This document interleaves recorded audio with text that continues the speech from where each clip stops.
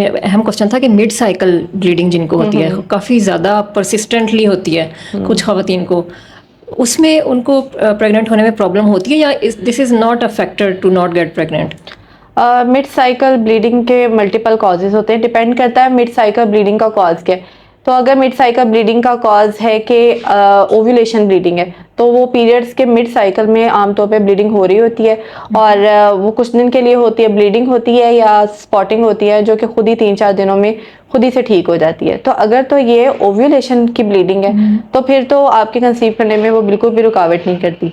लेकिन अगर इस ब्लीडिंग के साथ आपको शदीद क्रैम्पिंग पेन भी हो रही है या आपको कोई डिस्चार्ज का मसला भी होता है आगे प्रेगनेंसी पीरियड साइकिल में, तो आपके साथ फिर कंसीव करने में प्रॉब्लम हो सकते हैं, क्योंकि इस मिड साइकिल ब्लीडिंग की वजह शायद आपके यूट्रस में कोई फाइब्राइड है या आपके कोई पोलिप हो सकता है या आपको कोई एसटीडीज हो सकती हैं, जिसकी वजह से आपकी जो सर्विक्स है वो इरिटेट होती है और वो मिड साइकिल स्पॉटिंग या ब्लीडिंग कराती है। तो कॉज पर डिपेंड करता है। अकेली अगर ओव्यूलेशन ब्लीडिंग है जो बिल्कुल साइकिल के एंड दरमियान में होती है ओव्यूलेशन डेज में, तो वो प्रॉब्लमेटिक नहीं होती, वो नॉर्मली होती है। अच्छा, इसी तरह सर्वाइकल एक्ट्रोपियन भी एक होता है, वो एक बिनाइन सी चीज़ होती है, उससे भी हो सकती है mid cycle bleeding? Cervical ectropion बिल्कुल एक नॉर्मल चीज़ है, जो कि यूट्रस के मुंह की जो लाइनिंग होती है, सर्विक्स की लाइनिंग, वो चेंज होने की वजह से होती है और उसकी वजह से आपको डिस्चार्ज भी हो सकता है और ब्लीडिंग भी हो सकती है। लेकिन वो कतई परेशानी वाली बात नहीं होती और ना ही इसका कोई कैंसर से ताल्लुक़ होता है। तो लेकिन मिड साइकिल ब्लीडिंग वो करवा सकती है, not particularly mid cycle bleeding, बल्कि पूरे साइकिल में वो कभी भी ब्लीडिंग करा सकती है। Right, okay. अच्छा, और जो ख़वातीन को जिनको ट्यूबल या एक्टोपिक प्रेगनेंसी हो जाती है और अगर उन सपोज अगर उनकी ट्यूब अगर वेस्ट भी हो जाए, फिर वो दोबारा कंसीव करने में उनको प्रॉब्लम क्यों होती है? ऐसे मैंने काफ़ी सारे केसेस देखे हैं, वो बेशक उनकी दूसरी ट्यूब ठीक भी है फिर भी वो कंसीव नहीं कर पाती। अच्छा, इसमें मल्टीपल फैक्टर्स इन्वॉल्व हैं। अगर आपकी एक ट्यूब रिमूव हो भी चुकी है तो दूसरी ट्यूब आपके पास मौजूद होती है, स्टिल आप कंसीव कर सकते हैं। लेकिन बात यह है कि अगर एक साइड की ट्यूब चली गई है तो आपके उस साइड की ओवरी से अगर एग रिलीज हो भी रहा है, तो चूंकि उस साइड की ट्यूब अवेलेबल नहीं है तो आपको प्रेगनेंसी नहीं हो सकती। तो जिन जिन साइकिल्स में आपकी उस साइड की ओवरी में एग बनेगा तो आपको प्रेगनेंसी बिल्कुल नहीं हो सकती। लेकिन अगर दूसरी साइड की ओवरी में एग बन रहा है, उस साइड की ट्यूब प्रेजेंट है, ओपन है, तो फिर आपको प्रेगनेंसी हो सकती है। फिर इसके अलावा एक्टोपिक प्रेगनेंसी के जो बैकग्राउंड में फैक्टर्स होते हैं, जैसे कि कुछ ख़वातीन स्मोकिंग कर रही होती हैं या कुछ को बैकग्राउंड में इन्फेक्शन होती है, एसटीडीज होती हैं या पीआईडी का मसला होता है, तो इन ख़वातीन को अपनी इन रीजंस की वजह से भी इनफर्टिलिटी हो रही होती है। और यूजुअली ये भी देखा गया है कि जब एक साइड की ट्यूब ब्लॉक होती है या उसके अंदर एक्टोपिक प्रेगनेंसी होती है तो दूसरी साइड की ट्यूब में भी कुछ एबनॉर्मेलिटीज चल रही होती हैं। अभी वो ब्लॉक नहीं हुई होती और अभी उसमें कोई एक्टोपिक प्रेगनेंसी नहीं हुई होती, वो ओपन होती है, लेकिन उसमें कुछ चेंजेस ऐसी आ रही होती हैं कि वो उसमें दोबारा उसमें भी एक्टोपिक होने के चांसेस होते हैं। ठीक है। अच्छा, और कुछ मेडिकेशंस हैं जैसे प्रेगनेंसी सेव करने के लिए, जैसे ग्रेविविनॉन इंजेक्शन दिया जाता है अक्सर यहाँ पे, पर मैंने उसके बारे में पढ़ा है कि वहाँ पे वेस्ट में वो अब डिसकंटिन्यू हो गया है काफ़ी सालों से, अभी कोई रिसेंट भी नहीं है। तो उसकी जगह पे यहाँ पे और क्यों नहीं मेडिसिन यूज़ की जाती? क्योंकि यही जो ग्रेविविनॉन इंजेक्शन है ये एज अ कॉन्ट्रासेप्टिव भी यूज़ किया जाता है चाइना में, तो यहाँ पे क्यों नहीं कोई उसका ऑल्टरनेटिव यूज़ किया जा रहा है जैसे वेस्ट में है? और ग्रेविविनॉन के मैंने सुना है कि कुछ साइड इफ़ेक्ट्स भी हैं, तो इसके अल्टरनेटिव और जैसे साइकोलॉजिस्ट पेस्ट्रीज़ हैं या फिर गैस्ट्रॉन इंजेक्शंस हैं जो बाहर वेस्ट में या यूके में यूज़ होते हैं, वो क्यों नहीं यहाँ पे अभी तक इम्प्लीमेंट हुए? अच्छा, ये जो हाइड्रोक्सी प्रोजेस्टेरोन कैप्रोएट है, जो बेसिकली इंजेक्शन ग्रेविविनॉन का साल्ट है, ये बहुत शुरू से चल रहा है और अब कह लें कि जहाँ ये इंडिकेटेड होता है वहाँ, और जहाँ ये नहीं भी इंडिकेटेड होता प्रोजेस्टेरोन, आजकल ये वहाँ भी लिखा जा रहा है। बहुत सारे लोग जब प्रेगनेंसी के स्टार्ट में पेशेंट आते हैं, पहला चेकअप कराते हैं, तो स्टार्ट में ही उनको लिख दिया जाता है ग्रेविविनॉन के आपने ये 4 टीके या 6 टीके लगाने हैं हर 2 दिन के बाद या 3 दिन के बाद। तो जो इसकी प्रोजेस्टेरोन की प्रॉपर इंडिकेशंस होती हैं वो आमतौर पे होती हैं कि अगर आपकी कोई प्री टर्म बर्थ की हिस्ट्री है या आपकी कोई सर्वाइकल लेंथ शॉर्ट हुई है या फिर आपको कोई थ्रेटन मिसकैरेज है, तो फिर आप इसको यूज़ कर सकते हैं। लेकिन सिर्फ लिमिटेड केसेस में अगर यूज़ किया जाए तो प्रोजेस्टेरॉन प्रेगनेंसी को सपोर्ट करता है, क्योंकि अर्ली प्रेगनेंसी अभी वीक प्रेगनेंसी होती है और यूट्रस की जो लाइनिंग होती है वो अभी इतनी मैच्योर नहीं हुई होती, तो प्रोजेस्टेरॉन की सपोर्ट से बहुत सारी प्रेगनेंसीज सपोर्टेड हो जाती हैं। ये हमारी क्लिनिकल प्रैक्टिस भी है। लेकिन इंजेक्शन ग्रेविबिनान का जुडिशियल यूज़ करना चाहिए जहाँ इंडिकेटेड है। अब वेस्ट की बात की आपने कि वेस्ट में ये ऑब्लिटरेट हो चुका हुआ है। इसकी वजह ये है कि वेस्ट अब ग्रेविबिनान के साल्ट को चेंज करके जो ज़्यादा बेहतर और ज़्यादा एब्जॉर्बेबल प्रोजेस्टेरॉन है, यानी माइक्रोनाइज प्रोजेस्टेरॉन, ये उनकी तरफ शिफ्ट हो चुके हुए हैं। माइक्रोनाइज प्रोजेस्टेरॉन कहने के बिल्कुल नेचुरल प्रोजेस्टेरॉन की तरह काम करता है और ग्रेविबिनान सिंथेटिक प्रोजेस्टेरॉन है। तो नेचुरल जो होता है वो हमारी बॉडी के अंदर जो नेचुरल हार्मोन प्रोड्यूस हो रहा था उसी की तरह ही का फंक्शन करता है, बिल्कुल उसी की तरह ही एब्जॉर्ब हो जाता है। लेकिन पाकिस्तान में इसको इसलिए यूज़ किया जा रहा है अभी तक क्योंकि ये कॉस्ट इफेक्टिव है, सस्ता है, इजीली अवेलेबल है और इंजेक्शन ख़वातीन लगवा लेती हैं। पैसरी रखना ख़वातीन के लिए मुश्किल होता है, बहुत सारी ख़वातीन हेजिटेट करती हैं पैसरी को यूज़ करने से, तो इस वजह से अभी इतना कॉमनली यूज़ नहीं किया जा रहा। नो डाउट हम प्रेस्क्राइब करते हैं, बहुत सारी ख़वातीन इसको कंप्लायंस के साथ यूज़ भी करते हैं, लेकिन डेली पैसरी रखना ख़वातीन के लिए मुश्किल हो जाता है समटाइम्स, जिसकी वजह से अभी इसका इतना कॉमनली यूज़ नहीं किया जा रहा। स्पेशली अगर वो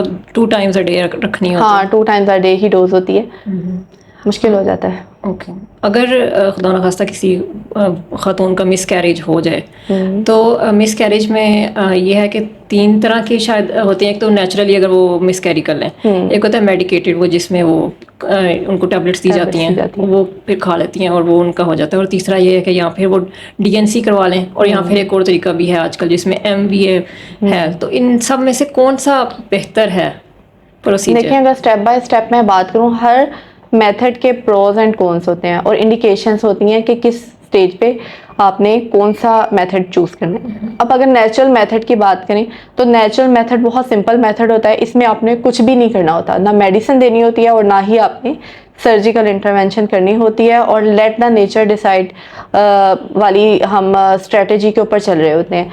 इसमें ये होता है कि पेशेंट को बहुत सारा वेट करना पड़ता है, अनप्रेडिक्टेबल है कि कब जाके उसका मिसकैरेज कंप्लीट होगा और यूट्रस उसकी बिल्कुल क्लियर हो जाएगी। अब इसका नुकसान ये होता है कि बहुत सारी ख़वातीन को कंटिन्यूस ब्लीडिंग रहती है और इसकी वजह से उनकी HB भी ड्रॉप हो सकती है, और क्योंकि यूट्रस अगर पूरी तरह से इवैक्यूएट ना हो तो कंटिन्यूस ब्लीडिंग रहती है। तो ये एक अनप्रेडिक्टेबल मेथड है, ये सिर्फ कुछ ही केसेस में हो सकता है जिनमें हैवी ब्लीडिंग ना हो और ये शॉर्ट ड्यूरेशन का हो और जल्दी से ये ख़त्म हो जाए, ये spontaneous complete miscarriage.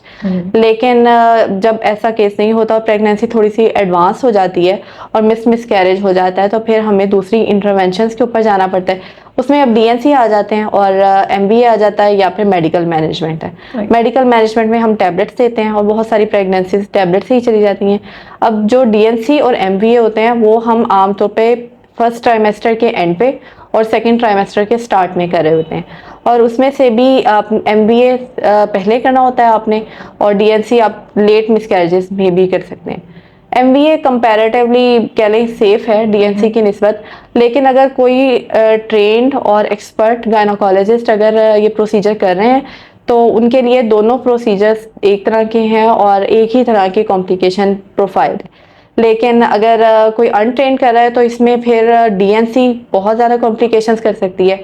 MVA कदरे safe है इसकी निस्बत और आसान भी है, और इसमें यह है कि एनेस्थीसिया इतना नहीं रिक्वायर्ड होता। आप सिंपल लोकल एनाल्जेसिया लगा के एक मैनुअल वैक्यूम एस्पिरेटर की मदद से प्रेगनेंसी को एस्पिरेट कर लेते हैं, और इसमें कोई इतना यूट्रस को भी डैमेज नहीं होता और पेशेंट की रिकवरी भी जल्दी हो जाती है। पेशेंट को इतनी ब्लीडिंग भी नहीं होती और यूट्रस की जो क्रैम्पिंग पेन होती है वो भी इतनी ज़्यादा नहीं होती। लेकिन DNC में पेन भी ज़्यादा होती है, एनेस्थीसिया भी देना पड़ता है, यानी पेशेंट को सिडेट करना पड़ता है हमें, और ब्लीडिंग ज़्यादा होती है इसमें, और समटाइम्स इन्फेक्शन भी हो सकती है क्योंकि हमने इंस्ट्रूमेंटेशन करनी होती है, और समटाइम्स एशरमैन सिंड्रोम भी हो सकती है। एग्जैक्टली ये मेरा नेक्स्ट क्वेश्चन था। एशरमैन सिंड्रोम यहाँ पे अंडर डायग्नोज्ड है या फिर वाकई में यहाँ पे नहीं होता, या फिर ख़वातीन को पता नहीं लगता कि हमारे पे पीरियड्स मिस हो रहे हैं और किस वजह से मिस हो रहे हैं। कुछ कहते हैं कि हमें बिल्कुल ही पीरियड्स आए ही नहीं DNC के बाद, वो नहीं पता लगता ये क्या इशू हुआ, या फिर उनको सिर्फ 2 दिन पीरियड्स आते हैं DNC के बाद। तो इज़ दिस रीज़न कि वो एशरमैन उनको हो चुका है, वो पता नहीं लग रहा? जितनी ज़्यादा डीएनसी पाकिस्तान में कॉमन है उतने ही ज़्यादा एशरमैन के केसेस रिपोर्ट होते हैं पाकिस्तान के अंदर। अच्छा। यूजुअली अगर एशरमैन की हम रेशो देखें तो सारी दुनिया में एशरमैन की इतनी प्रोपोर्शन नहीं है और 13 से लेके 20% तक एशरमैन का इंसिडेंस है। लेकिन पाकिस्तान और जैसे थर्ड वर्ल्ड कंट्रीज है जहाँ डीएनसी की रेशो ज़्यादा होती है, वहाँ पे एशरमैन के केसेस 30% से 40% तक भी रिपोर्ट हो रहे होते हैं। होता क्या है एशरमैन सिंड्रोम में कि यूट्रस की जो एक्स्ट्रा क्यूरेटिंग जब कर देते हैं तो यूट्रस की जो सबसे अंदर वाली लाइनिंग होती है एंडोमीट्रियम, तो वो ज़्यादा स्क्रैच हो जाती है। तो उस एंडोमीट्रियम का काम ये होता है कि उसने हर माह शेड होना होता है और नई एंडोमीट्रियम ने बनना होता है। लेकिन जब ज़्यादा उसकी क्यूरेटाज हो जाती है तो वो डैमेज हो जाती है। अब डैमेज होके नई एंडोमीट्रियम नहीं आती, लेकिन उसकी जगह पे स्कार टिश्यू आ जाता है। राइट। तो स्कार टिश्यू आ जाता है, वो ब्लीडिंग नहीं कराता। जब आपको जहाँ पीरियड्स आने होते हैं हर मंथ, तो आपको पीरियड्स नहीं आते क्योंकि स्कार टिश्यू ब्लीड नहीं कर सकता, बिल्कुल। वो तो एंडोमीट्रियल टिश्यू ब्लीड करता है, तो ब्लीडिंग नहीं होती इसकी वजह से। I was saying, is it detectable on ultrasound Asherman, अगर किसी को स्कार टिश्यू हो गया है? अच्छा, एशरमैन का जब हमने डायग्नोसिस करना होता है, हम सबसे पहले पेशेंट की क्लिनिकल हिस्ट्री लेते हैं कि आपने डीएनसी कहाँ से कराई थी, डीएनसी के बाद आपको कोई इन्फेक्शन तो नहीं हो गई थी। अगर ये हिस्ट्री हम हिस्ट्री ले लेते हैं, हिस्ट्री सजेस्टिव है, तो उसके बाद हम पेशेंट के क्लिनिकल सिम्टम्स देखते हैं कि अगर डीएनसी के बाद प्रेगनेंसी नहीं हुई, ब्लीडिंग नहीं हुई, पीरियड्स नहीं आए, तो भी ये इसको सजेस्ट करता है। अच्छा, तीसरे नंबर पे इसका आता है डायग्नोसिस। अल्ट्रासाउंड के ऊपर यूजुअली यूट्रस के अंदर की जो एडहेरेंस होती हैं वो नज़र नहीं आती, तो इसका जो गोल्ड स्टैंडर्ड टेस्ट है वो है हिस्टेरोस्कोपी। Okay. हिस्टेरोस्कोपी में हम एक कैमरे वाला इंस्ट्रूमेंट डालते हैं वेजाइना के ज़रिए यूट्रस के अंदर, और हम यूट्रस के अंदर का सारा जो भी होता है वो कैमरे के ऊपर देख रहे होते हैं। तो हमें नज़र आ जाता है कि यूट्रस के अंदर एडहेरेंस बनी होती हैं और यूट्रस की जो वॉल्स होती हैं वो आपस में चिपकी हुई होती हैं। तो इसी वजह से फिर ब्लीडिंग नहीं हो रही होती, तो डायग्नोज कर लेते हैं। और इसका ट्रीटमेंट भी यही है कि उसी कैमरे वाले इंस्ट्रूमेंट के ज़रिए ही हम जो एडहेरेंस बनी होती हैं उनको ब्रेक कर देते हैं ताकि वो सेपरेट हो जाएं वॉल्स और फिर से कैविटी ओपन हो जाए। ओके। अच्छा, ये कॉपर आईयूडी यूज जो किया जाता है, इससे भी हो सकता है एशरमैन? कॉपर आईयूडी से अगर इन्फेक्शन, अगर कोई भी ऐसी चीज़ जो यूट्रस के अंदर इन्फेक्शन करा रही है तो उसकी वजह से एशरमैन सिंड्रोम हो सकती है। अगर आप यूट्रस के अंदर कोई आईयूडी यूज़ करते हैं और उसकी वजह से इन्फेक्शन, यूजुअली ये बहुत रेयर है, लेकिन कॉपर आईयूडी की वजह से भी हो सकती है। अगर आप यूट्रस की कोई सर्जरी करते हैं, कोई फाइब्राइड रिमूव करते हैं, तो भी आपको एशरमैन सिंड्रोम हो सकती है। आमतौर पे होता ही है, हम ट्रीटमेंट करते हैं एशरमैन सिंड्रोम का एडहेरेंस ब्रेक करके, और हम कॉपर आईयूडी यूट्रस के अंदर रख देते हैं। अच्छा, ओके। हाँ जी, उससे फिर उससे कैविटी ओपन रहती है और हील हो जाती है। प्रेगनेंसी नहीं होती लेकिन हील हो जाती है, नई लाइनिंग बननी शुरू हो जाती है। ओके। और यहाँ पे हिस्टेरोस्कोपी जो आप बता रही थी प्रोसीजर है, वो यहाँ पे कॉमन है? क्योंकि बहुत कम, मुझे नहीं लगता मैंने कहीं सुना होगा। यहाँ पे बड़ी सिटीज़ में ही है सिर्फ। हाँ, हिस्टेरोस्कोपी यूजुअली अभी चूँकि ये इसकी इंस्ट्रूमेंट मैनेजमेंट मुश्किल होती है, तो ये बड़े हॉस्पिटल्स में ही होता है और एक्सपर्ट डॉक्टर्स ही इसे कर सकते हैं। यूजुअली ये गवर्नमेंट के जो टर्शियरी केयर हॉस्पिटल्स होते हैं उसमें हिस्टेरोस्कोपी अवेलेबल होती है। हिस्टेरोस्कोपी और लेप्रोस्कोपी दोनों इंस्ट्रूमेंट्स अवेलेबल होते हैं, लेकिन इसके बहुत सारे फ़ायदे हैं। एशरमैन सिंड्रोम या फिर यूट्रस के अंदर जो सब म्यूकोजल फाइब्राइड होता है वो हिस्टेरोस्कोपी के ज़रिए रिमूव कर लिया जाए तो आपको पेट पे इंसिजन दे के सर्जरीज नहीं करनी पड़ती, पूरा आपको एब्डोमेन नहीं खोलना पड़ता और आप वेजाइनल रूट से ये सर्जरीज कर लेते हैं। ठीक है। अच्छा, जो ख़वातीन बैक टू बैक प्रेग्नेंट होती हैं, मतलब वो इतना ज़्यादा गैप नहीं देती, तो क्या उनका यूट्रस या ओवरऑल बॉडी वीक हो जाती है फिर उसके बाद, या फिर ज़रूरी है कि गैप दिया जाए, या फिर it's fine to have multiple back to back pregnancies?